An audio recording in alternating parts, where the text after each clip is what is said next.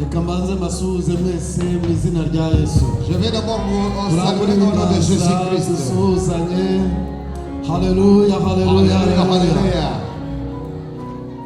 alléluia, Alléluia. alléluia, Alléluia. alléluia. Alléluia. Imana ishimwe cyane. Que Dieu soit loué. Nshimye Imana kuba mpagaze hano imbere yanyu Et je remercie Dieu de me tenir devant vous. kandi nciye bugufi cyane rwose. Vraiment, je vais s'humilier. Nshimiye abayobozi b'itorero badutumiye Je remercie les dirigeants de cette église qui nous ont invités. kandi nshimiye n'itorero ryose.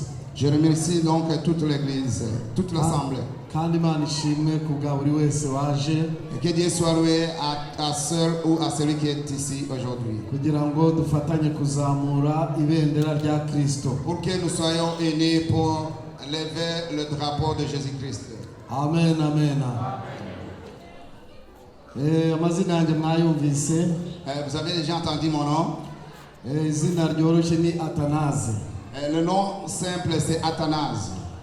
Navuye muri Regina, Saskatchewan. Je viens du Saskatchewan. Niho mba. C'est là où j'habite. Kandi niho n'umuryango wanjye uri. C'est là où se trouve ma famille. Ndashima Imana rero kuko bampaye intashyo. Je remercie Dieu parce qu'il m'a donné de salutations. Mfite intashyo nyinshi. Et j'ai beaucoup de salutations. Intashyo z'umuryango wanjye, umufasha wanjye. Les salutations de ma famille et de ma femme. N'abana bose barabasuhuza mu izina rya Je Yesu. salue au nom de Jésus-Christ. Ukwezi gushize kwa karindwi. Le mois passé de juillet. Kwabaye ukwezi ko kuvuga ijambo ry'Imana. C'était le mois de la prédication. Twari dufite igiterane ku itariki 8 n'itariki 9 z'ukwezi kwa karindwi. Juillet, le 6, le 8, le 9, le 7, le 8, le 9, on avait une croisade. Ahitwa Edmonton. On était à Edmonton. Ku itariki 15 na 16 nari muri Kentucky muri USA. Le 15 et le 16, j'étais à Kentucky aux États-Unis. Ku itariki 28, 29 nari muri Finland mu Burayi. Le 28 et le 29, j'étais au Finlande, en Europe. Kuva aho ngaho rero twaje hano muri Quebec. Et depuis, alors on est ici à Québec. Aho twanyuze hose tuvuga iri zina rikomeye. Là où on a passé donc à proclamer cet nom très puissant. Baratubwiye ngo aho tuzagera tuzaramutse bene data mwakiri ntacyo za. Nous avait dit de vous saluer. Reçois nos salutations. Imana ishimwe cyane. Que Dieu soit loué. Ndagira ngo twe gutinda twinjire mu ijambo ry'Imana. Sans retarder, nous allons entrer dans la parole. Ariko rwose nagira mbashimire abatwakiriye. Je veux vraiment sincèrement remercier ceux qui nous ont accueillis. Batwakiriye neza rwose. Ils nous ont bien accueillis. Kandi twagira umugisha hano muri uyu mujyi wanyu. Vraiment, on a eu la bénédiction dans votre ville. Cyumweru cyashize twateraniye ahitwa Trois-Rivières. Le mois passé, on était à Trois-Rivières. Naho twahagira ibihe byiza. On a eu un bon moment. Imana ishimwe cyane. Que Dieu soit loué. Turizera yuko na hano twagira ibihe byiza. Et ici aussi nous croyons que nous allons vraiment vivre un bon moment. Kandi rwose nuwashaka twarangiriza ahangaha. Même si vous voulez, on peut même prendre fait ici. Kubyo twumvise birahagije. Parce que tout ce qu'on a déjà écrit c'est assez, écouté c'est assez. Ariko reka twinjire mu ijambo nanone umwanya muto. Mais nous pourrons aussi entrer dans la parole de Dieu un petit peu. Batumira baduhaye n'intego y'igiterane. Lorsqu'ils nous ont invités, ce n'était pas donc l'objectif d'une croisade comme ça. Mais l'objectif de cette croisade se trouve dans l'évangile Saint-Jean. On est 14e chapitre. 6e verset. Ariko ndagira ngo dusome duhere ku murongo wa mbere. Mais nous allons lire en commençant par le premier verset. Tugeze ku murongo wa gatandatu. Jusqu'au 6e verset. Imana ishimwe cyane. Que Dieu soit loué.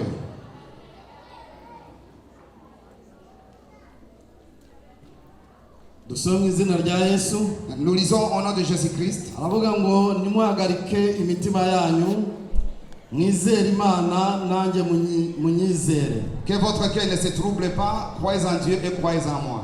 Mu rugo rwa data harimo amazu menshi, iyaba adahari mba mbabwiye kuko ngiye kubategurira ahanyu. Kandi ubwo ngiye kubategurira ahanyu nzagaruka mbajyane iwanjye, ngo aho ndi namwe muzabeyo. Kandi aho njya inzira murayizi. Toma aramubwira ati, databuja, ntituzi aho ujya, inzira twayibwirwa n'iki?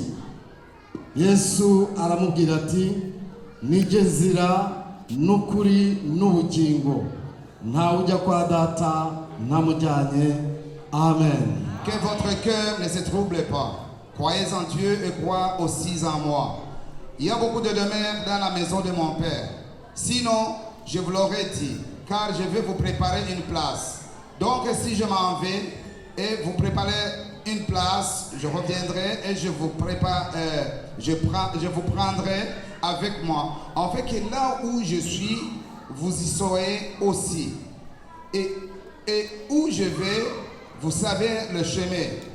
Thomas lui dit, Seigneur, nous ne savons pas où tu vas. Comment saurions-nous le chemin? Jésus lui dit, moi je suis le chemin, la vérité et la vie. Nul ne vient au Père que par moi. Amen. Amen. Tumaze kumva ku muvugabutumwa urangije inkuru za Yesu. On a déjà écouté la parole de Dieu en provenance de notre servante à propos de Jésus. N'ubundi niwe dukomeza kuvuga. Et maintenant nous continuons par sur Jésus aussi. Ntabwo bidutera isoni, Ça ne fait pas honte. kandi nawe ntabwo bimugwa nabi kumuvuga. Lui aussi, ça ne fait pas mal donc de lui prononcer. Ashaka yuko tumuvuga. Il veut qu'on parle de lui. Imana ishimwe cyane. Amen. Iyo nagiye kwigisha ijambo ry'Imana, Lorsque je commence à prêcher la parole de Dieu, cyane cyane yo mwe na bene data nkamwe gutya, devant les gens comme vous, nkunda kubanza kubibutsa cyangwa tukibukiranya. souvent je vous rappelle ou bien on se rappelle. Kandi naryo jambo mwene da mushiki wacu yahereye avuga. C'est la même parole qu'elle a commencé notre sœur. Ko uriho cyangwa uri hano kubw'umugambi w'Imana. Si tu es ici, si tu vis ou si tu es ici, c'est pas la volonté de Dieu, c'est un plan de Dieu. Imana ishimwe cyane. Que Dieu soit loué. Ndabizi yuko mubizi. Je sais que vous savez. Ndabizi yuko mwabyumvise. Je sais que vous les avez déjà entendus. Ariko reka twongere tubivuge neza. Nous allons encore répéter, donc nous allons encore bien interpréter ou bien parler encore de nouveau. Waraje hano. Si tu es venu ici, kuba jewe ndi hano, parce que je suis ici, umugambi w'Imana. c'est le plan de Dieu. Amen. Amen. Ababyumvise ne bavuge ngo amen. Ceux qui ont entendu ça qui disaient amen. Alléluia. Amen. Ni umugambi w'Imana. C'est le plan de Dieu. Imana yabivuze kera. Dieu a prédit cela depuis longtemps. Je nabyumvise mu mwaka wa 80. J'ai écouté cela en 1980. Yuko Imana izatuma abantu bavuye muri Afrika mu bihugu bitandukanye. Et que Dieu envoyera les gens en provenance de coins différents de l'Afrique. Cyane abavuye mu biyaga bigari. Surtout dans les régions des Grands Lacs. Abavuye muri Congo. Qui viendra de Congo. Mu Burundi. Mu Rwanda. Rwanda. Bizabatuma. Ils vont les envoyer. Kujyana ubutumwa bwiza. Pour prêcher, apporter la parole, la bonne nouvelle. Ibyo narabyumvise n'amatwi yanjye. J'ai écouté avec mes propres oreilles. Hallelujah. Alléluia. Ntabwo twari tuzi inzira zabyo. On ne savait pas le chemin d'où ça va passer. Ariko Imana mu mibare yayo, mais dans ses calculs, Dieu ntabwo igikora mu gihombo. Il ne travaille pas dans la perte. Oya. Non. Imana ifite umugambi. Dieu a un plan. Imana ishimwe cyane. Que Dieu soit loué. Menya kuri mu mugambi w'Imana. Sache que tu es dans le plan de Dieu. Uri mu mugambi w'Imana. Tu es dans le plan de Dieu. Kandi uri missionnaire. Tu es missionnaire aussi. Hallelujah. Alléluia. Imana yagutumye kuvuga ubutumwa. Dieu t'a envoyé pour prêcher la parole de Dieu. Muri yaravuze ngo. Le chanteur a dit. Ngo ntuzahere kure cyane. Ne commencera pas loin. Kuvuga ibya Yesu. Pour parler à propos de Jésus. Ngo nubwo utazi kuvuga cyane. Même si tu ne sais pas comment parler plus haut. Nanjye nuko ntabwo nzi kuvuga cyane. Moi aussi je peux pas parler plus haut. Ngo ariko noneho. Mais nguhamye gusa ko Yesu akiza. Une seule chose que Dieu guérit. Hallelujah. Uvuge ngo Yesu arakiza. Tu dis que Jésus guérit. Ngo nukuri arakiza. Dis vraiment il guérit. Nuvuge ngo Yesu arakiza. Dis que Jésus guérit. Iryo jambo rizajyana imbaraga. Ces paroles allaient porter le pouvoir. Kuko arihagije nk'uko twabyumvise. Parce que Jésus est parfait et tout. Imana ishimwe. Amen. Iyo ni intasho mbahaye. Ça c'est ma salutation. Kugira ngo twibuke yuko turi mu mugambi w'Imana. Afin que vous vous souvenez que vous êtes dans le plan de Dieu. Kandi iki ni igihe cyo gukora. Et c'est le moment de travailler maintenant. Imana ishimwe cyane. Que Dieu soit loué. Noneho twinjiye mu ijambo ry'Imana. Nous voulons entrer dans la parole de Dieu. Ijambo ravuga ngo ni jye nzira. Ici on dit c'est moi le chemin. N'ukuri n'ubugingo. La vie et la vérité. Ntawe ujya kwa data ntamujyana. Nul va chez mon père sans passer par moi. Aya ni amagambo yanditswe n'uyu muvugabutumwa cyangwa se umwanditsi Yohana. C'est la parole qui a été écrite par Jean. Muri Bibiliya tugira aba Yohana batatu. Dans la Bible nous avons 3 Jean. Hari Yohana umubatiza. Il y a Jean-Baptiste. Hari Yohana intumwa ya Yesu. Il y a Jean aussi disciple de Jésus, apôtre de Jésus. Hari na Yohana witwa Mariko. Il y avait un autre Jean qui s'appelait Marc. Abo bose tubabona hano mu isezerano rishya. Les 3 nous les voyons dans le Nouveau Testament. Uyu wanditse iri jambo ni Yohana intumwa. Celui qui a écrit cette parole c'est apôtre Jean. Uriya wajyaga arambika igituza cye umutwe mu gituza cya Yesu. Qui mettait sa tête dans la poitrine de Jésus-Christ. Yakundaga kuba ari hafi ya Yesu Il cyane. était proche de Jésus. Imana ishimwe. Que Dieu soit loué. Kandi yanditse ibintu bikomeye cyane. Il a écrit des choses très importantes. Kuko niwe wahishuye cyangwa wanditse ko Yesu ari umwana w'Imana. C'est lui qui a écrit ou bien qui a révélé que Jésus est le Fils de Dieu. Kandi agaragaza ko ari Imana. Il a aussi manifesté qu'il est Dieu. Imana ishimwe cyane. Amen.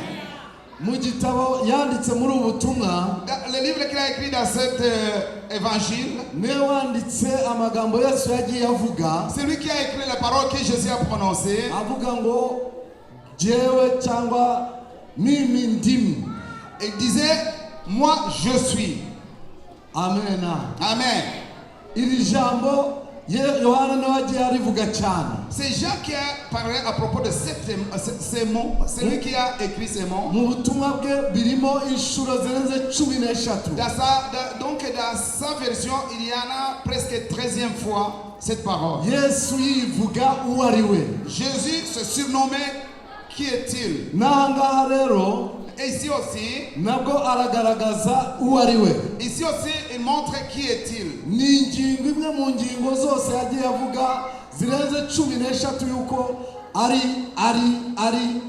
ikintu runaka. C'est une chose dans 13 choses qu'il a prononcées en disant que Jésus, il est tel quelque chose. Imana ishimwe. Amen. Yesu ni muzima. Jésus est vivant. Yesu ni inzira n'ukuri n'ubugingo. Jésus est la vie, le chemin et la vérité. Yesu ni umutima w'ubugingo. Jésus est le paix de la vie. Yesu ni umucyo w'isi. Jésus est la lumière du monde. Yesu ni umuryango w'intama. Jésus est la porte de brebis. Yesu ni umwana w'Imana. Jésus est le Fils de Dieu. Yesu ni ukuzuka n'ubuzima. Jésus est la résurrection et la vie. Yesu ni umwigisha. Jésus est un enseignant. Imana ishimwe cyane. Que Dieu soit loué. N'ibindi. Et d'autres choses et d'autres choses. Kandi Yesu ni byose. Jésus est tout. Haleluya. Amen. Yesu ni byose. Jésus est tout. Imana ishimwe cyane. Que Dieu soit loué. Ariko nagamba mbabwire. Mais je voudrais vous dire. Aya magambo ya hano muri iki gice cya 14. Donc la parole se trouve dans le 14e chapitre. Yayavuze mu gihe gikomeye. Il a prononcé cette parole au moment c'est très délicat, très difficile. Ariko gikomeye cyane ku ntumwa ze. Donc c'était difficile pour les apôtres à ce moment. Ni igihe yari yihereranye n'abigishwa be bonyine. Au moment où il s'est caché, où il était donc avec ses disciples tout seul. Iyo usomye mu gice cyaho mu gice cya 6 muri ubu butumwa, Si vous lisez au 6e verset, biri tubwira yuko yahagije abantu 5,000. on voit qu'il a rassasié 5000 personnes. Amaze guhaza abantu 5,000. Après avoir rassasié 5000 personnes, bukeye abantu baza kumushaka nanone. Après, les gens sont venus pour revoir encore. Baje kumushaka, Lorsqu'ils sont venus, arababwira ati nababonye mwebwe. il s'adressait à eux en disant, je vous ai vu. Imirimo nakoze, Les œuvres que j'ai amagambo effectuées, ce que nabigishije, je vous ai enseigné, ntabwo ari byo bituma munshaka, c'est pas ce qui vous fait de venir me voir encore. ahubwo muranshaka kubera ya mitsima mwariye Vous me mugahaga. cherchez à cause du pain que je vous ai donné. Arababwira ngo mwe gukorera ibidahaza. Vous travaillez pour des choses qui ne peuvent pas vous rassasier. Nuko noneho barasaba, Alors ils ont demandé. ngo ngaho gira igitangazo dukorera Ils ont dit, fais un miracle, kugira ngo tukwizere. un miracle pour qu'on te croie. Baramubwira nanone Alors il s'adressa à lui ngo encore. basogokuruza bacu Nos ancêtres, bajyaga barira manu mu butayu, ils mangeaient des mannes dans le désert. ariko noneho arababwira ati Après il dit, burya wa mugati mwabonaga la paix à qui vous mangez, bariye ce que vous mangez, wari umutsima uvuye mu ijuru, c'était le pain qui descendait du ciel. kandi data niwe wawubahaye. Et c'est mon père qui vous a donné. Nibwo yababwiye rero ati Alors c'est là où nije il a dit, c'est moi. mutsima C'est moi, le w'ubugingo. pain de la vie. Haleluya, Haleluya. Mana ishimwe. Que Dieu soit loué. Ati nije mutsima w'ubugingo. Il a dit, c'est moi, le pain de la vie. Batangira kwibaza, Et il s'est commencé à se questionner. ibibazo biraza. Alors il y avait des questions là.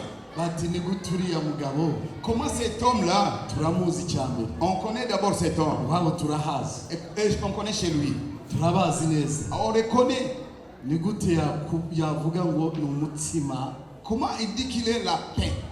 kandi noneho akaba atubwira ati Et aussi dit que umuntu wese utarya umubiri wanjye, celui qui ne mange pas mon corps, ntanywa amaraso yanjye, qui ne bipasse mon nta sang, bugingo afite. il n'a pas la vie. Icyo cyari ikibazo gikomeye Ça c'est une question. ko mu bayahudi C'est chez les juifs, uretse no kurya inyama z'umuntu à part de manger la viande de l'homme, n'amaraso y'inyamaswa ntibayanywaga. il n'avait pas le droit de boire le sang d'animal. nkanswe noneho kurya inyama z'umuntu n'amaraso ye. Acceptez donc de manger juste de viande de l'homme. La cyari chair de ikibazo l'homme. gikomeye cyane kuri we. C'était une question équanone. Amaze kubabwira gutyo, Lorsqu'il s'adressa, baramubwiye ngo ils l'ont dit, iri jambo tubwiye rirakomeye. la parole que tu venais de nous adresser est très difficile. Bibiliya iratubwira ngo La Bible nous dit que benshi parmi eux, la multitude, basubira inyuma, ils se sont redressés. bareka kumukurikira. Ils ont laissé Imana le idufashe suivre. cyane. Que Dieu nous aide. Bapasiteri ndagira ngo mbakomeze. Le pasteur, je vais vous fortifier. Haleluya, Amen. haleluya. Amen. Basubira inyuma, Ils sont retirés. yaramaze guhaza abantu ibihumbi Ils bitanu, étaient déjà rassasiés 5000. abantu ibihumbi bitanu abagabo gusa. Les hommes seulement 5000. Shiramo abadamu rero, Si on ajoute les femmes alors, abadamu nabo bazanye n'utwana et les twabo. femmes amènent leurs enfants.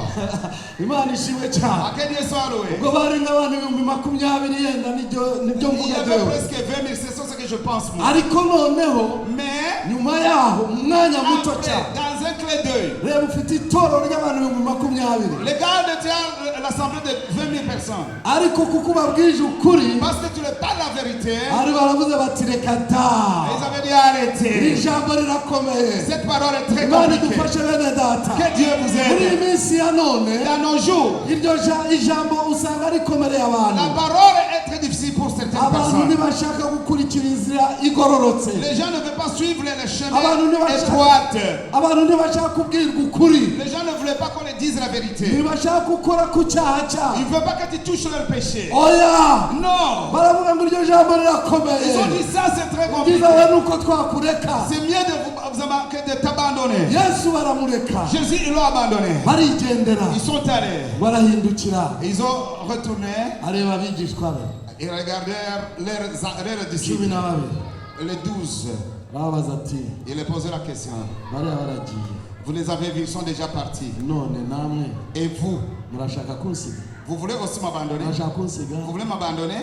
Petero aravuga ati Pierre dit, twakuvaho est-ce que tukajya kuri nde, si on t'abandonne, où on va ari we aller? wenyine Lorsque c'est toi, ufite amagambo y'ubugingo. c'est toi qui as la parole de Dieu. Haleluya, haleluya. Alléluia. Ntabwo ntabwo yavuze ngo ufite amafaranga. Ils n'ont pas dit qu'on tient de l'argent. Muri iyi minsi ya none Dans nos jours, abantu bashaka ibintu. les gens cherchent des choses. Utababwira iby'amazu Si tu meza, ne parles de belles maisons, utababwira iby'amamodoka si tu ne agezweho, parles pas de véhicules actuels, utababwira ibintu runaka bigaragara, si tu ne montres pas des choses visibles, aho nimujyana. là vous ne pouvez pas aller ensemble. Iryo jambo rirakomeye. Cette parole est très Iryo jambo compliquée. rirakomeye. C'est très difficile ces Ninde paroles. baryihanganira? Qui peut résister à ces paroles? Ariko abahisemo, Mais ceux qui ont décidé Abamumenye, de choisir, ceux qui l'ont connu, abicaye ku birenge ceux bye, qui s'assoient sur ses pieds, abamwumvise, ceux qui l'ont écouté, baravuga bati ils nta ont handi dit, il n'y twajya. a pas une autre endroit Haleluya. pour aller. Twakubaho tukajya kuri Et nde? Ou si t'abandonnes, où Hariho wenyine ufite allons-nous? amagambo y'ubugingo. C'est toi qui as la parole de Mana vie. ishimwe cyane. Que Dieu soit loué. Cyangwa nawe ukavuga gutyo. Et si toi aussi tu prononces, il fallait que toi aussi tu prononces de la même manière. Igihe kiragera, Le moment est arrivé. kanibute Je vais aller vite. mu gice cya karindwi. Et donc, septième. Cya karindwi cy'ubu butumwa bwa Ok, Yohana. septième verset. 14, septième verset. Non. Chapitre 7. Ok, chapitre 7. Ya. Mu butumwa bwiza bwa Yohana. Donc, dans l'évangile, c'est selon Jean. Haleluya. Amen. Nuko abavandimwe ba Yesu. Alors, les amis de Jésus, Abavandimwe. les proches, ah non, leurs frères. Yes. Yes.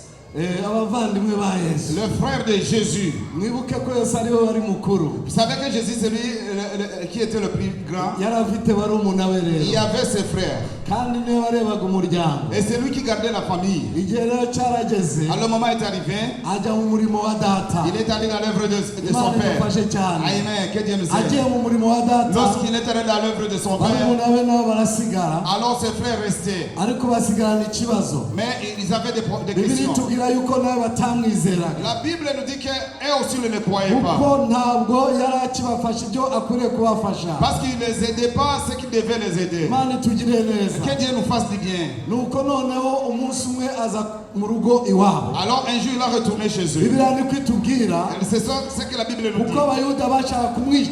Parce que les Juifs voulaient le tuer. Noneho ajya iwabo. Il est retourné chez lui. Ageze iwabo, Il est allé chez lui, arrivé chez lui. abavandimwe baramubwira bati, Alors ses frères lui s'adressant en disant, harya uguje gukora iki hano? ici tu viens faire quoi ici? We genda i Yerusalemu. Allez à Jérusalem. Genda hariya. Allez à Jérusalem. Allez là. Hariya kuko umuntu ushaka kumenyekana nkawe Celui qui veut être reconnu ntabwo comme toi, ugomba kwihishahisha. tu ne peux pas se cacher. Jya habona, Allez isi visiblement yose igukurikire. afin que le monde puisse te suivre. Arababwira ati, Il a dit, et s'adressant en disant, igihe cyanjye ntikiragera.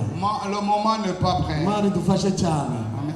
Bibiri iravuga hasi En bas, la Bible nous ngo dit, ibyo babimubwiriye cela ils l'ont dit kuko batamwizeraga. parce qu'ils ne croyaient pas. Ntabwo bamwizeraga. Ils ne croyaient pas. Baje kwizera Ils sont après, ils l'ont fait confiance après, amaze kuzuka. lorsqu'il a ressuscité. Imana idufashe cyane. Amen. Abigishwa baragusize, Les disciples t'abandonnent, abavandimwe nabo barakwanze, alors tes frères t'abandonnent, ariko akomeza gukora umurimo wa mais il a continué avec l'œuvre de Dieu. Haleluya. Alléluia. Hari bamwe bajya bacika intege. Il y en a d'autres qui sont désespérés. Yemwe bakristo bene data, Et vous les chrétiens, mes frères, umuntu ngo yakuvuze nabi, si quelqu'un te parle mal, ngo yangushije, il m'a chuté, ngo barandetse, il m'a laissé, ngo ntibakimvugisha, donc il ne me parle plus. ugasanga nyine wahangayitse. Donc tu souffres. Ariko Yesu Mais Jésus, aravuga ngo nijye nzira, il dit c'est moi le chemin. nijye C'est nzira, moi le chemin. iyo niyo nzira. C'est ça le chemin. Imana idufashe cyane. Que Dieu nous aide. Ntucibwe Il ne intege faut pas nuko abantu s'affaiblir. bakuretse. Parce que les gens t'abandonnent. Ntucibwe Il ne intege faut pas s'affaiblir. nuko abavandimwe bakuretse. Parce que tes frères t'abandonnent. Komeza. Continue. Imana idufashe Que cyane. Dieu nous aide. Ntabwo yacitse intege. Ils n'ont pas, donc, ils n'ont pas désespéré. ababyumvise muvuge ngo amen. Ceux qui l'ont écouté disent Amen. Haleluya. Amen. Imana ishimwe cyane. Que Dieu soit loué. intego nshaka kubabwira muri iri jambo. Donc, ce que je voudrais vous dire dans cette parole, ni ugutera intambwe mu kwizera. il faut avancer notre pas dans la foi. ni ugutera intambwe mu kwizera. Avancer notre pas dans la foi. Imana ishimwe cyane. Que Dieu soit loué. Arena nari mbabwiye ngo nabasha kuvuga n'ahandi. J'allais même chercher d'autres endroits. Iby'abayuda byo ndi wabireba ni byinshi. Si vous regardez, vous ne pouvez pas vraiment terminer l'histoire des Juifs. N'abavandimwe ngo hari igihe bagiye kumufata bagira ngo yasaze. Il y a un moment ils l'ont saisi en pensant qu'il est fou. Nibwo noneho bamubwiye bati nyoko na bene so bari hanze. Ils ont dit maman et tes frères sont dehors. Baragushaka. Ils ont besoin de toi. Arabwira ati mama ninde. Ils ont demandé c'est qui maman? Bene data ni bande. C'est qui mes frères? Umuntu wese wumva ijambo ry'Imana. C'est lui qui écoute la parole de Uwo Dieu. niwe mama. C'est lui maman. Uwo niwe mwene data. C'est elle maman, c'est lui ton frère. Imana ishimwe Que cyane. Dieu soit loué. Haleluya. Alléluia. Imana idufashe cyane. Que Dieu nous aide. Aravuga ati abo ngabihorere. Et il a dit ok, laissez-les. Mwebwe mukomeze mwumva ibyo Et mbabwira. vous continuez d'écouter ce que je vous parle, ce que je vous dis. Ariko abenshi muri iyi minsi ya none. Mais parmi dans nos jours, mujya mureka gukurikira Yesu. Vous ne suivez pas Jésus kubera imiryango. À cause de tes familles. Ariko hari aho yavuze ngo. Et il y a un endroit où il a dit que umuntu wese c'est lui udasiga bene si cyangwa umuryango. Qui n'abandonne pas sa famille et ses frères. Et me suivre. Uwo ntakwiriye ubwami bw'Imana. Il ne mérite pas le royaume des cieux. Imana idufashe cyane. Que Dieu nous aide. Ariko natubwira ko tugomba kubanga. Mais il ne nous dit pas que nous devons les haïr. Tugomba kwanga yenda ibyo batubwira binyuranye n'ubushake bw'Imana. Nous devons bw'Imana. refuser ce qu'ils nous disent au contraire de la parole de Dieu. Muri igice cya 12. Alors 12e. Ajya mbabwire ngo aya magambo yavuze mu cyumweru cya nyuma. Cette parole ils l'ont prononcée à la dernière semaine. Yenda kujya kudupfira ku musaraba. Avant qu'il soit crucifié sur la croix. C'est là où il a prononcé ces paroles. Il a pris le temps pour s'asseoir avec ses disciples. Mu gice cya 11. En 11e. Ça faisait quelques jours qu'il venait de résister Lazare. Il a fait un miracle très important. Il a résisté Lazare. La Bible nous dit beaucoup de gens ils ont cru lorsqu'ils ont vu le miracle qu'il a opéré. Alléluia. Que Dieu soit loué. Mais tout cela, c'est parce qu'il avait un plan. Il avait un projet pour les enseigner. Alléluia. Amen. Alors il s'adressa au sœur de Lazare. Même si Lazare n'est déjà mort. Mais il y a celui qui est plus haut de la mort. Il y a quelqu'un qui ordonne la mort. C'est moi la résurrection. C'est moi la vie. Alléluia. Que Dieu soit loué. Il dit ne craigne pas. Lorsqu'il a ressuscité Lazare, les gens, beaucoup de gens ont cru Jésus. Ils ont accepté Jésus. Alors dans ce jour, un petit peu, à la première semaine, avant d'aller être crucifié, il est allé à Jérusalem. Arrivé à Jérusalem, ils ont mis devant elle des pargnes. Ils ont mis au parcours du chemin des pargnes. Donc il passait avec sur l'aine.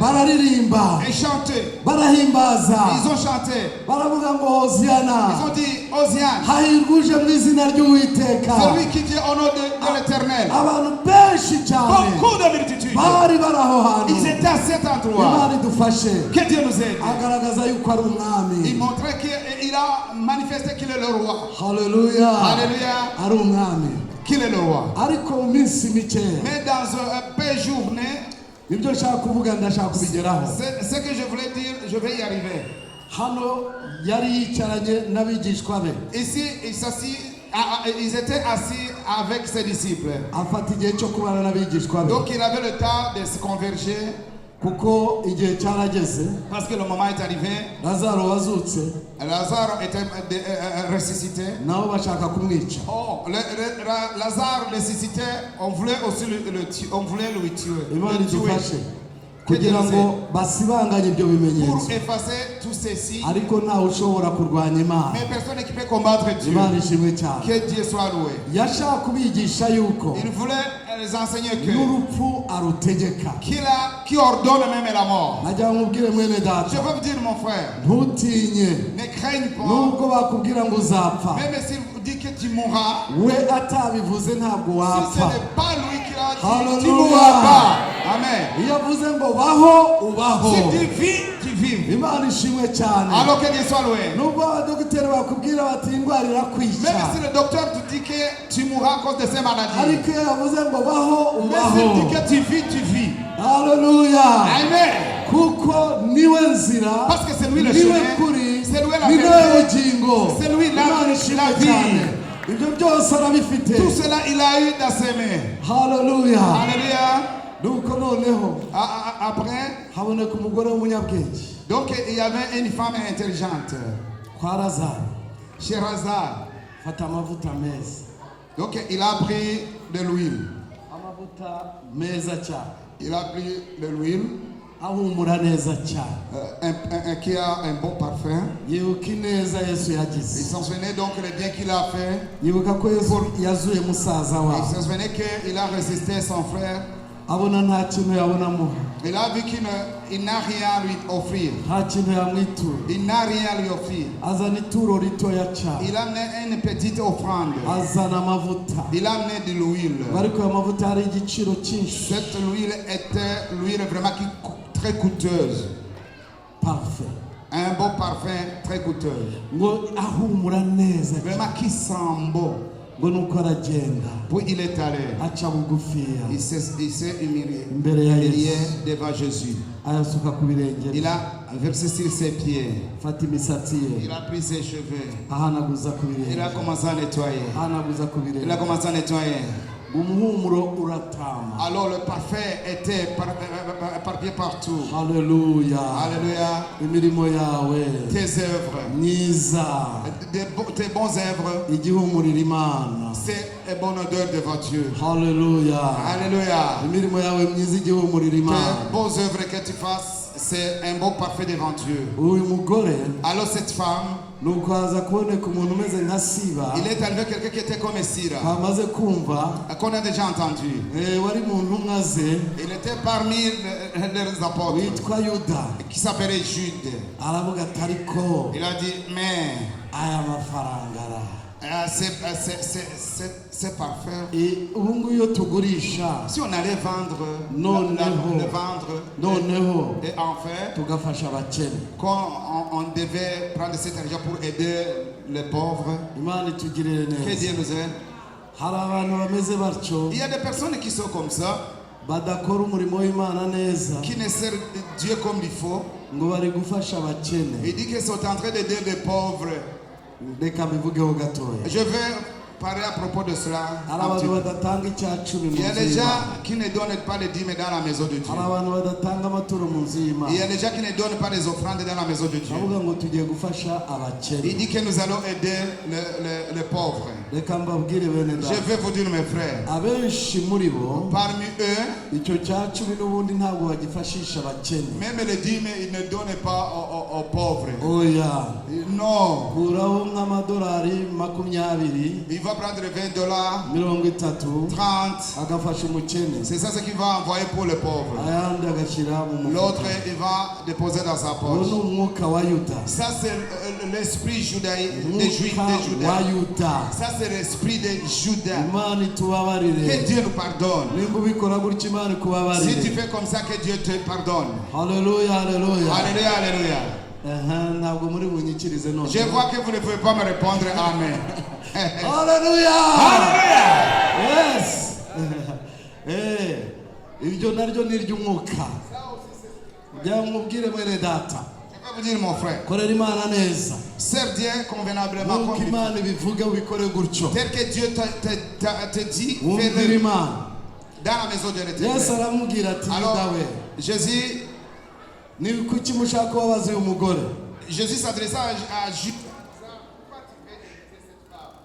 Abakene murahora n'iteka, Mais les pauvres, vous êtes avec tout le temps. ariko je ntiturikiri kumwe. Mais moi, je ne serai pas avec Iki toi tout le temps. gikorwa akoze Cette œuvre qu'il venait de... ni ugutunganya umubiri wanjye guhambwa. C'est pour préparer mon corps pour l'enterrement. Niyo mpamvu aho ubutumwa hose buzavugwa, Là où les gens vont prêcher la parole de Dieu, uyu mugore nawe azavugwa. cette femme sera reconnue. Haleluya, Imana ishimwe. Haleluya. Alléluia. Imana dufashe.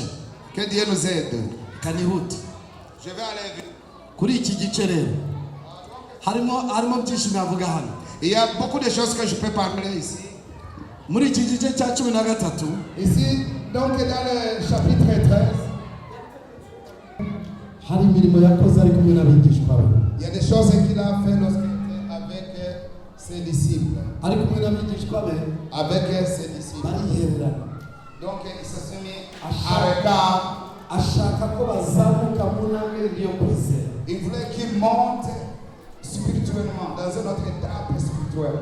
Kuko bari barabonye ibitangaza. Parce qu'ils ont vu des miracles. Babongereza Yesu azura Lazaro. Ils ont vu Jésus ressusciter Lazare. Babonye akora ibitangaza binyuranye. Ils ont vu plusieurs miracles. Ariko abona yuko hari intambwe bataragera yo kwizera. Mais il a vu qu'il y a une autre étape qu'ils n'ont pas franchie. Yicarana nabo. Il s'assisait avec eux. Arabanza arababwira ati, Et il s'adressait à eux en disant, ndagira ngo bamenyeshe ko je veux vous dire que, nk'uko nabwiye Abayuda tel que je me suis adressé aux Juifs, yuko mutazongera kumbona, que vous ne me verrez jamais. kandi aho njya nta muntu udashobora kujyayo. Et là où je vais, toi, vous ne pouvez pas y arriver. Icyo cyari ikibazo gikomeye cyane. Ça, c'était une question très difficile. Kuko amaze kugera i Yerusalemu bamushagaye, Lorsqu'il est allé à Jérusalem, et les gens l'entouraient, bari bazi yuko noneho igihe kigeze il savait que le moment est arrivé kugira ngo noneho bicare mu bwami.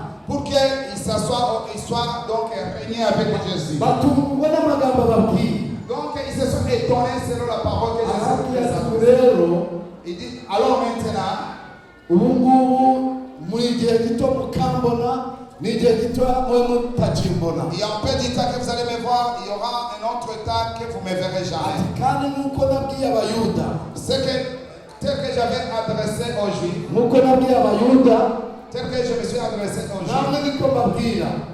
je vous dis de la même chose. Aho ngiye kujya ntimuzahaza. Là où je vais y aller, vous ne pouvez pas y arriver. Niyo mpamvu babajije biriya bibazo. C'est pour cela qu'ils avaient ce problème. Abagabo bane barabajije ibibazo. Donc il s'est questionné beaucoup. Petero arabaza Pierre, il a posé la question. ati none urashaka kujya hehe? Il a dit, est-ce que où tu veux aller? Urashaka kujya hehe? Tu veux aller où? Ajya mubwire ngo Petero, Je vais vous dire que Pierre, Petero ni umwe wahamije yuko ari Kristo umwana w'Imana. c'est lui qui a témoigné que Jésus est le Fils de Dieu. Petero ni umwe mu bari kuri wa musozi ishusho ya Yesu irabagirana. Pierre fait partie de disciples, 3 disciples qui sont allés sur la montagne avec Jésus. Ariko umwanya muto ati ugiye kujya hehe? Dans un clin d'œil, il a posé la question, où tu veux aller? Nuko Yesu Petero Yesu aramubwira ati aho ngiye kujya Jésus dit, il a répondu à Pierre, ntabwo ushobora là kuhaza. où je vais aller, toi tu ne peux pas y arriver. Ntimushobora kugerayo. Toi tu ne peux pas y arriver. Ariko nyuma Mais muzahagera. un jour vous arriverez. Haleluya. Amen. Haleluya. Amen. Muzahagera. Un jour vous y arriverez. Petero aravuga ati mba rero mwana, Pierre a dit, mon Seigneur, ni hehe wajya njyewe ntagera? où tu peux aller où je ne peux pas aller moi? Niteguye kujyana nawe. Je suis prêt à partir avec toi. Kandi niteguye no kugupfira rwose. Je suis prêt à mourir à cause de toi. Yesu aramureba Jésus, il le regardait. ati wowe upfira. C'est toi qui veux mourir pour moi. Aramwitegereza, Et il le regardait. aratuza, Il était calme un peu. aramubwira ati Petero, Il a dit, Pierre, inkoko itarabika gatatu avant que le coq chante 3 fois, inkoko irajya kubika gatatu maze kunyihakana. Avant que le coq chante 3 fois, tu seras déjà mon renier. Inkoko irajya kubika umaze kunyihakana Le coq, gatatu. il va chanter et tu seras déjà mon renier 3 fois. Turonyine urabyumva yarakonje. Donc, Pierre était effrayé. Mana tugirire neza. Donc, que Dieu nous aide. Uko tujya tumubwira. C'est comme ça que nous disons à Jésus. Yesu mwana. Et Jésus, Ibihe cyane cyane bimeze neza. lorsque les choses vont bien, Ibisubizo byamanutse. lorsqu'il pense déjà, Iyo ubona ibintu bigororotse. lorsque tu vois que les choses vont mieux, cyane cyane iyo wasenze cya cyifuzo kigasubizwa. lorsque tu as prié et que ta requête a déjà répondu, tu dis, yes, uri umwami wanjye. tu es mon Seigneur, nzagukorera. je te servirai. ntawubanye nawe. Rien qui est comme toi. Imana itugirire neza. Que Dieu nous aide. Ariko Yesu aramubwira ati Petero we, Jésus dit à Pierre, inkoko itarabika urabunyihakanye gatatu. avant que le coq chante, tu seras déjà mon renier 3 fois. Imana ishimwe cyane. Que Dieu soit là. Nuko arakomeza. Il a continué. Hariya hepfo Si nous descendons en bas, iyo tusomye dusanga si nous lisons, nous voyons, hari undi wabajije ikindi kibazo. il y a une autre qui a posé une autre question. Undi mugabo witwa Tom Il s'appelle Thomas. yaramaze kubasobanurira Il était déjà, donc Petero byarangiye yacecetse. Pierre était déjà, quand il était déjà compris. Noneho Toma nawe atariko Mais il y avait Thomas. ye hari aho ugiye kujya Il disait, ok, où tu veux aller? kandi watubwiye ngo inzira turayizi. Tu nous avais dit que nous connaissons le chemin. None ntabwo tuzi aho ujya. Mais nous ne connaissons pas où tu vas. None inzira twayimenya dute? Comment nous connaîtrons le chemin? Imana idufashe. Amen. Inzira twayimenye gute? Comment nous avons connu le chemin? Icyo kibazo cyari ikibazo gikomeye kandi cyiza. C'était une question qui était très difficile. Yesu aramubwira rero arasubiza ati, Alors Jésus, il a répondu, nijye nzira, c'est moi le chemin, nijye kuri, c'est moi la vérité, nijye bugingo. et c'est moi la vie. Ntawe ujya kwa data Personne qui va chez mon Père ntamujyane. sans passer par moi. Imana idufashe cyane. Que Dieu nous aide. Aya ari amagambo akomeye muri icyo gihe. Alors c'était les paroles très difficiles à ce moment. Yari kumwe n'abigishwa be 12. Il était avec ses disciples, 12, 11 Kuko disciples. Yuda yari yamaze kugenda. Parce que Judas était déjà Iki quitté. kiganiro bakijyanye Yuda adahari. Ils ont fait cette conversation parce que Judas n'était pas là. Ko Yuda yari yamaze gusohoka. Parce qu'il était déjà allé pour livrer Jésus. Imana idufashe. Que Dieu nous aide. Haleluya. Amen. Yuda ntabwo yari ahari. Judas n'était pas là. Yari yamaze kugenda. Il était déjà parti. Noneho Alors, Yesu aramusubiza ati nijye nzira n'ukuri n'ubugingo. Jésus répondit en disant, c'est Ntawe ujya moi kwa data ntamujyana. le chemin, la vie, avec des personnes qui vont se rendre chez mon Père sans passer par moi. Haza undi mugabo wa gatatu. Il est arrivé à notre troisième personne. Ndabyumvise. Oui, j'ai écouté ça. Ariko hari icyifuzo mfite. Mais j'ai une proposition, j'ai un souhait. Mwana, Seigneur, twereke data wa twese. montrez-nous votre papa de tout le monde. Twereke data wa twese. Notre Père. Nge nta kindi kibazo mbaza. Moi, je n'ai aucune autre question. Biraba bihagije. Ça sera fini. Haleluya. Amen. Imana idufashe. Et Dieu nous aide. Bari mu kiganiro cyiza cyane. C'était vraiment une bonne conversation. Bicaranye na Yesu. Il s'était assis avec Jésus. Yesu aramureba. Jésus, il le regardait. N'uwitwa Filipo. Il s'appelait Philippe. Niko Filipo we. C'est vrai, Philippe. Igihe cyose Tout le moment tumaranye qu'on est passé ensemble, ntabwo nzi, tu ne me connais pas. ntabwo uramenya, Tu ne me connais pas du tout. ntuzi ko ndi muri data Tu ne connais pas que je suis dans mon Père. na data akaba muri Et jye. mon Père à moi. Niba umbonye Si tu me vois, uba wamaze kubona tu data. as déjà vu papa, mon Père. Haleluya. Amen. Nshaka kubabwira nyine yari arimo abigisha ngo batere intambwe mu kwizera. Donc il les enseignait pour qu'ils achèvent une autre étape dans la foi. Aya magambo Il y a des paroles, yo kwizera les paroles de la foi. ubutumwa bwiza bwa Yohana Dans l'évangile de Saint Jean, aboneka mu inshuro 250. on voit cette parole de la foi 250 fois. 250 mu isezerano rishya. Dans le Nouveau Testament, on voit cette parole 250 250 fois. mu isezerano rishya Juste dans le Nouveau Testament. ariko mu butumwa bwa yohana honyine Mais juste dans l'évangile selon Jean, iryo jambo ryo kwizera la parole de la foi, ririmo inshuro ijana zirenga il y en a plus que 100 fois bigaragara yuko qui démontrent que yohana yavuze cyane ku byo kwizera. alors Jean il apparaît beaucoup plus à propos de la foi. ajya mbabwira bene data Je veux vous adresser mes frères. kwizera ni ikintu cy'ingenzi cyane. Donc la foi c'est quelque chose de très important. kwizera yesu La foi en Jésus-Christ. arababwira ati ngubu koko Alors il dit, igihe cyose tumaranye le moment donc que nous avons passé ensemble, muramenya yuko ndi muri data vous ne savez pas que je suis dans mon Père data ari muri jewe. et que mon Père est dans moi. arababwira ngo niba mutizejwe n'amagambo mbabwira Si alors vous ne prenez pas les paroles que je vous parle, byibuze mwizezwe n'imirimo nakoze, au moins crois aux œuvres que j'ai effectuées, que Dieu les a. mwizezwe n'imirimo nkora. Au moins crois aux œuvres que je imana fais. ishimwe cyane. Que Dieu soit loué. haleluya. Amen. mutere intambwe mu kwizera. Avancez dans la foi. ibitangaza mwabonye Les miracles que vous avez déjà ntabwo vus, byabahesheje kwizera. ce n'est pas vous donner la foi. ubwiza mwabonanye ku musozi La bonté que vous avez vue sur la montagne, muracyashidikanya. vous avez encore des inquiétudes. imiraba nahagaritse mu nyanja Donc le vent qu'il a arrêté dans la mer, ntabwo mu biraba muracyasidikanya. même si vous regardez ça, vous avez encore des niyo inquiétudes. mpamvu yababwiye ati C'est pour cela ils les ont dit. mwe guhagarika imitima yanyu C'est pour cela il ne faut pas troubler vos cœurs. mwizere imana Crois en Dieu nanjye munyizere. et moi, crois-moi aussi. haleluya. Alléluia. nanjye munyizere. Et crois en moi aussi. kuko bumvaga yenda yesu ari hano imana iri hariya, Donc Dieu c'était comme il était loin et Jésus était. ariko ashaka kubihishurira ngo bamenye yuko ari imana Le y'ukuri. verre qui sache que lui est un vrai Dieu. haleluya. umuntu umwe gusa wari warize Une seule personne seulement. natanayeli. C'était Nathanaël.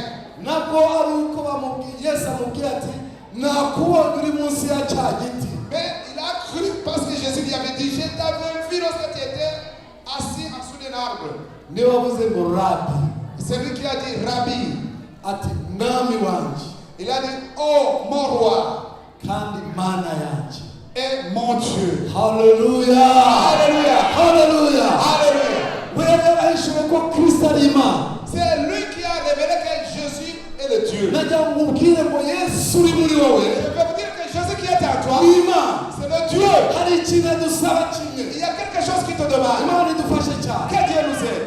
nyuma yaho yarababwiye ati Après cela, il leur a dit, hepfo yarababwiye en bas, il a dit quelque chose. arababwira ati mba rero Donc écoute, ndagira ngo mbamenyeshe je veux vous dire que nubwo ngiye kugenda même si je vais partir, ariko sinzabasiga je nk'imfubyi, vous laisserai comme des orphelins. sinzabasiga Je ne vous nk'imfubyi. laisserai pas comme des orphelins. nzaza aho muri Alors, nzabasura je serai là où tu es. nzabana namwe. Je vous visiterai, je parlerai avec vous. Que Dieu soit loué. haleluya. Amen. arababwira ati nubwo ngiye kubasiga Même si je vais vous laisser, yesu ndamukunda. j'aime Jésus. yarabakubise Donc, il a essayé de le frapper. arabakubita arabacura Après, ils l'ont façonné. arangije arabasiga. Après, ils l'ont oint. arababwira ati nimuhumure Il dit, oh, ne craignez pas. mwitinya Ne craignez pas. mwihagarike imitima Ne pas troubler vos mwihagarike cœurs. imitima yanyu Pas troubler vos cœurs. mwizere imana Crois en Dieu. nanjye munyizere. haleluya. arabwira irindi jambo ryiza. Après, il dit un autre mot. arababwira aho ngiye kujya Là où j'y vais, ngiye kujya mu rugo rwa data. je vais chez mon père. atari ko mu rugo rwa data Mais chez mon père, harimo amazu il menshi. y a beaucoup de demeures. harimo amazu Il menshi. y a beaucoup de demeures. ati yaba adahari S'il n'y aurait pas de demeures, mbababwiye je l'aurais dit. ariko none amazu arahari. haleluya. amazu arahari. ishimwe Que Dieu soit loué. buri muntu wese Et tu, izina rye chaque nom ryanditswe mu gitabo qui cy'ubugingo ont été écrits dans les livres cy'umwana w'imana de l'agneau de Dieu. afite ikibanza mu ijuru. Donc il a une place au ciel. afite inzu. Il a sa maison. afite umwanya we. Il a sa place. ntawe uzabana n'undi. Avec un ntawe autre. uzavuga ngo gerayo. Personne qui dira éloigne-toi. buri muntu wese Chaque personne. yamaze kumutegurira. Il t'est déjà préparé. imana ishimwe.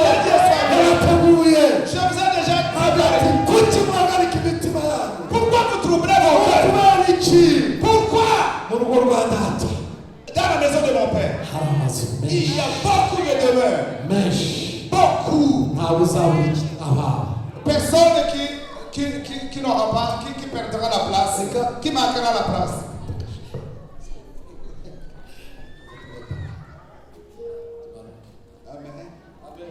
Amen. Amen. Je veux vous approcher. Parce que je vois que c'est très bon. Alléluia. Amen. Il a dit dans la maison de mon père. Il y en a beaucoup de demeures.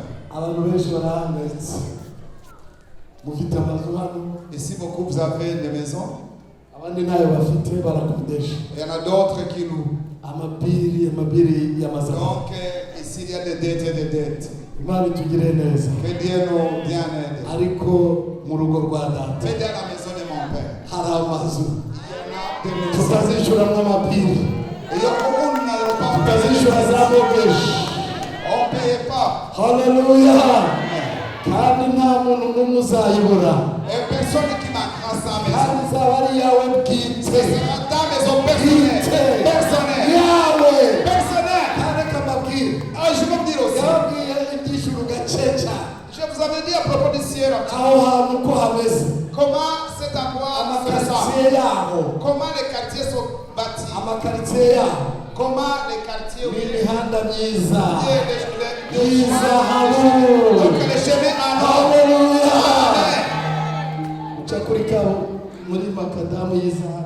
Lorsque vous passez dans une route goudronnée, il dit ne trouble pas vos cœurs. Je veux vous dire, mes frères, les gens ont demandé la dette.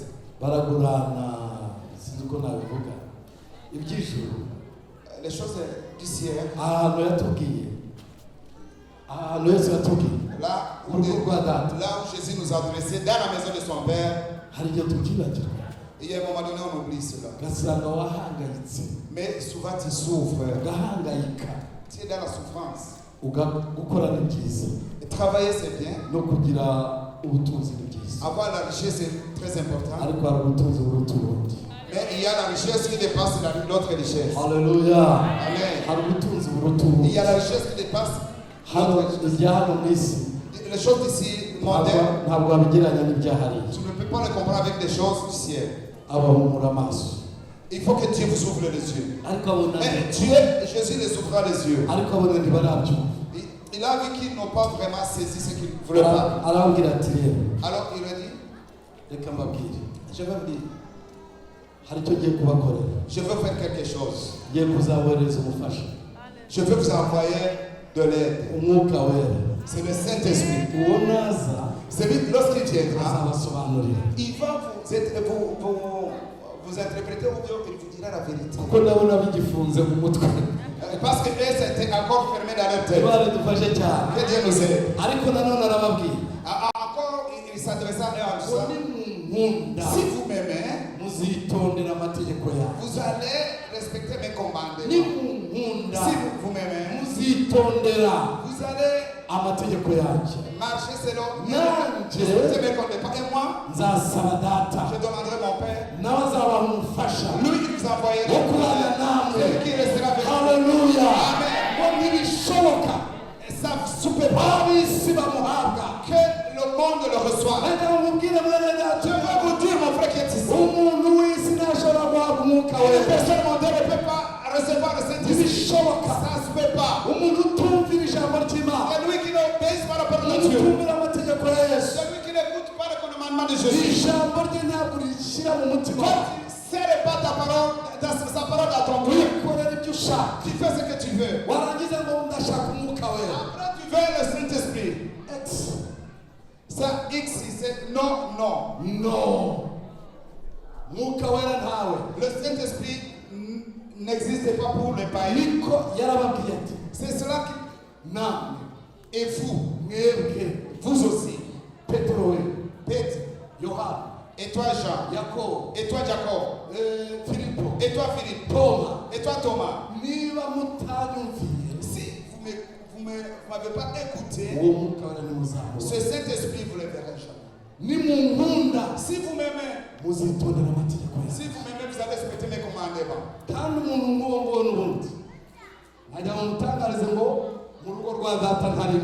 Alors je vais aussi communiquer à ces personnes qui sont dans la maison de mon père, nta munani afiteyo, il n'a pas sa place. nta mwanya afiteyo. Il n'a pas sa place. Imana idufashe Que cyane. Dieu nous aide. Niko yababwiye rero. C'est ça qu'ils l'ont dit. Atugufasha nasi Lorsque de l'aide viendra, azabasobanurira. donc il va vous aider, il va vous faire comprendre. Arongera abateze indi ntambwe. Alors, ils ont Abacira monté umugani. une autre étape. Umugani wundi. Alors, ils l'ont rencontré à cause de notre parabole. Parabole.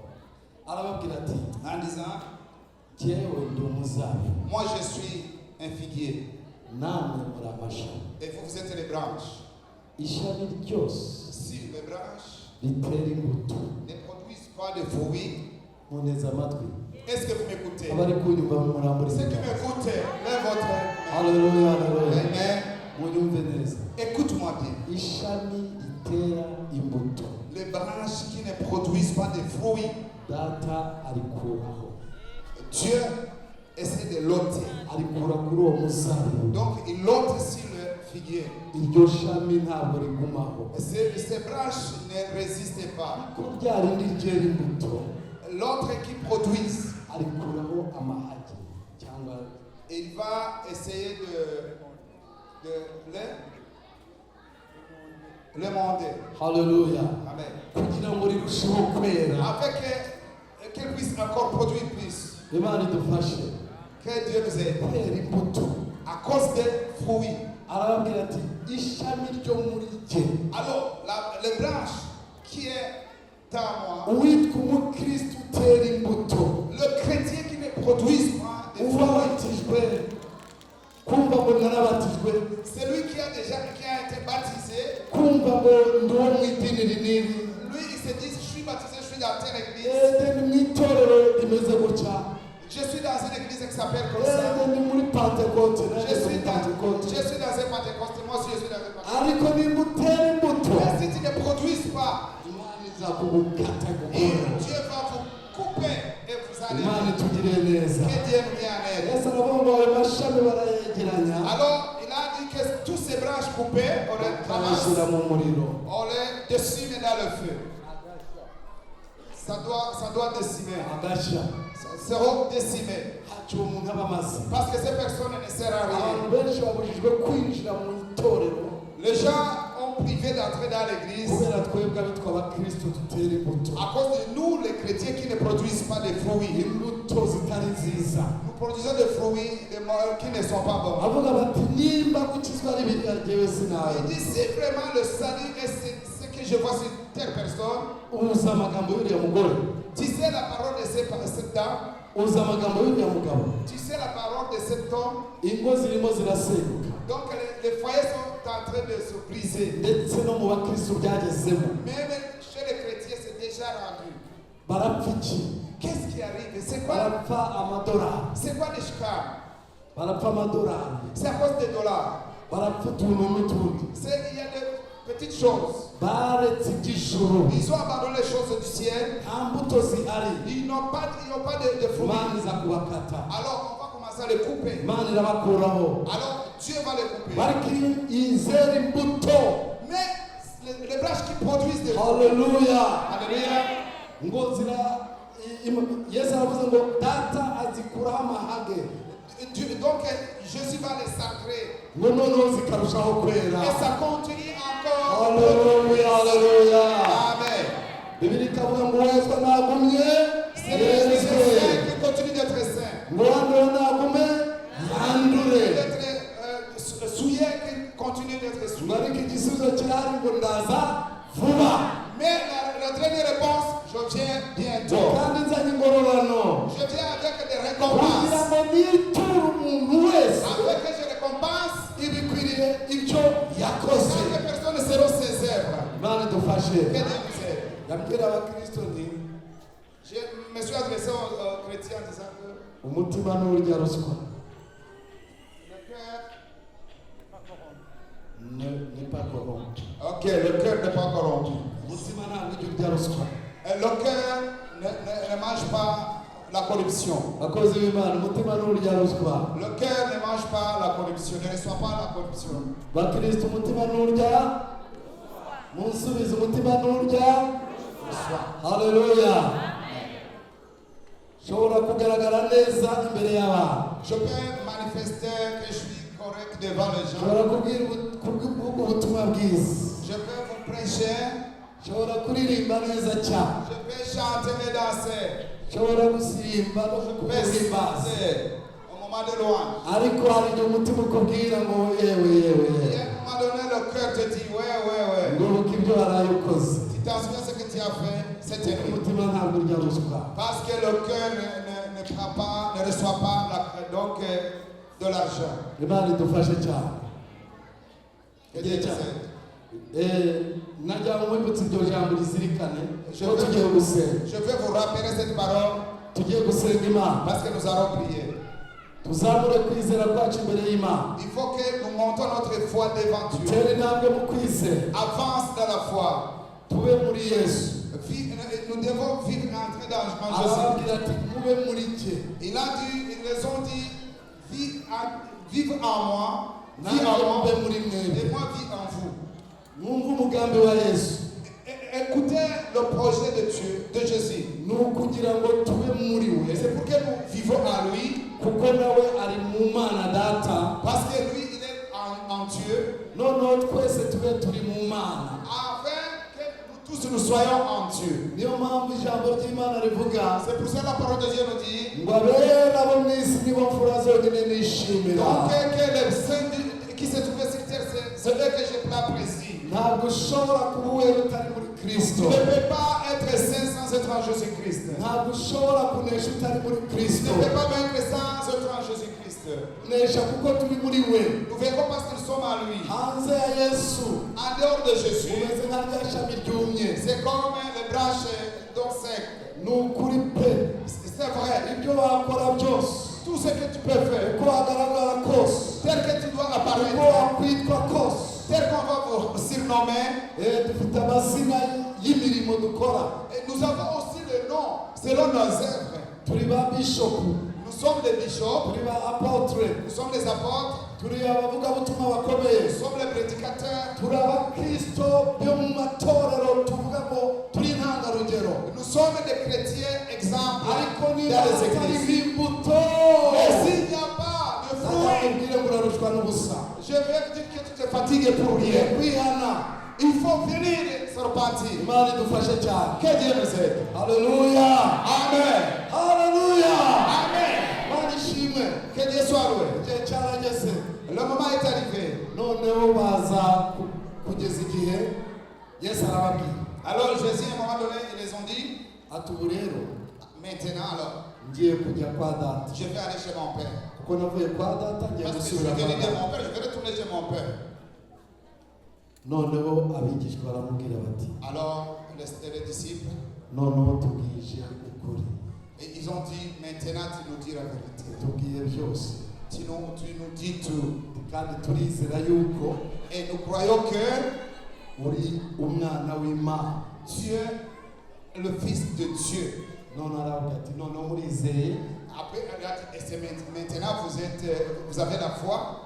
nibwo yabasengeye C'est là où il a prié pour eux. arabasengera Il a prié pour eux. kuko bari bamaze gusobanukirwa Parce qu'ils étaient déjà saisis qui est Jésus. ese yesu waramumenye Est-ce que toi tu connais Jésus? ugendana na yesu gute Tu marches comment avec ton Jésus? imana idufashe Que Dieu nous aide. tugiye gusenga imana Nous allons prier Dieu. yesu niwe nzira Jésus, c'est lui le chemin, yesu niwe kuri c'est lui la vérité, yesu niwe bugingo c'est lui la vie.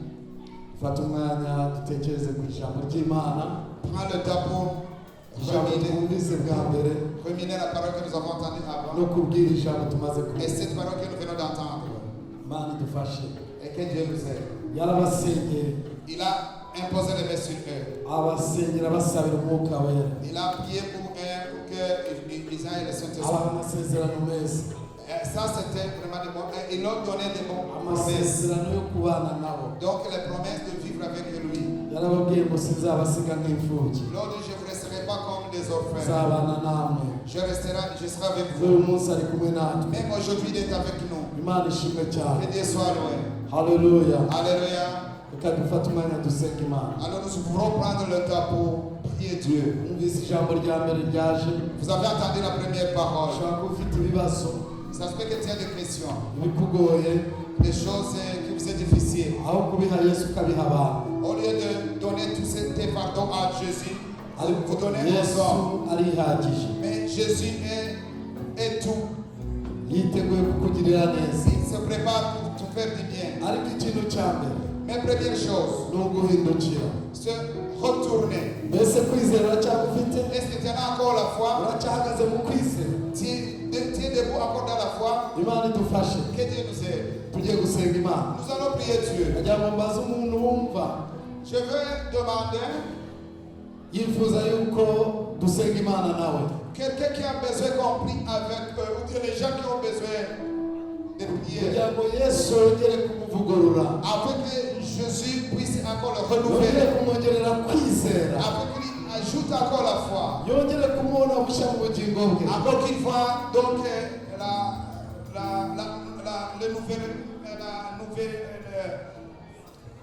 que sa vie soit renouvelée. Ubu niho tugiye gufata umwanya wo C'est ces gusenga. personnes que nous voulons aider. Warambura ukuboko tugasenga Tu Imana. peux monter ta Imana ibahe umugisha. main en haut, puis nous Imana allons ibahe prier umugisha. pour vous. Que Dieu Urambura mu maboko mwereke. continue toujours de lever votre main. Nababwiye ngo umutima w'umuntu ni wuzi. C'est le cœur de l'homme, c'est Ushobora le kuba ufite cœur. intege nkeya mu kwizera. On les connaîtra. Ushobora kuba warasubiye inyuma. Ça se fait que tu t'es redressé ou Ushobora bien kuba reculé. warananiwe mu rugendo. Ça se fait que tu as abandonné ton voyage. Ariko Yesu arahari n'uyu munsi wa none. Mais Jésus est ici aujourd'hui. Kandi yiteguye kukugirira neza. Il est prêt pour t'aider. Nababwiye ngo arahagera akadusiga amavuta. À un moment donné, il vient nous ouvrir. Akakubwira ati Nous rendre. humura. Il dit, sois tranquille.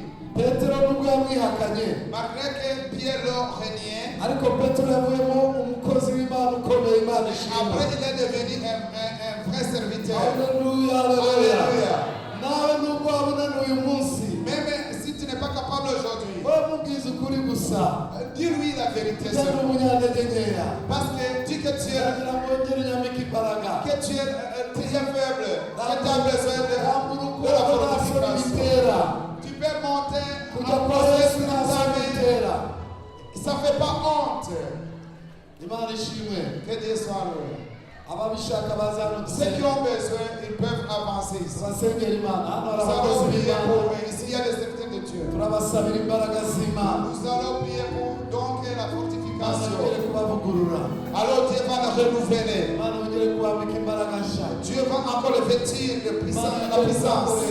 Il va les utiliser. Imana ishimwe. Que Dieu soit Imana loué. bafiteho umugambi. Dieu a un plan pour toi. Muze dusenge Imana. Viens ici. Viens ici, nous allons prier Dieu. N'undi wese wumva ashaka gusenga naze. Et l'autre qui a besoin de prier aussi peut avancer ici. Imana idufashe. Que Dieu nous aide. Muze dusenge, muze Imana ibafashe. Avance, avance ici, nous allons prier.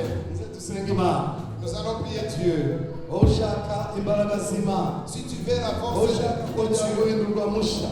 et celui qui veut renouveler sa vie spirituelle, nous allons prier pour vous. Umwanya mwiza wo gusenga C'est Imana. le bon moment pour la prière.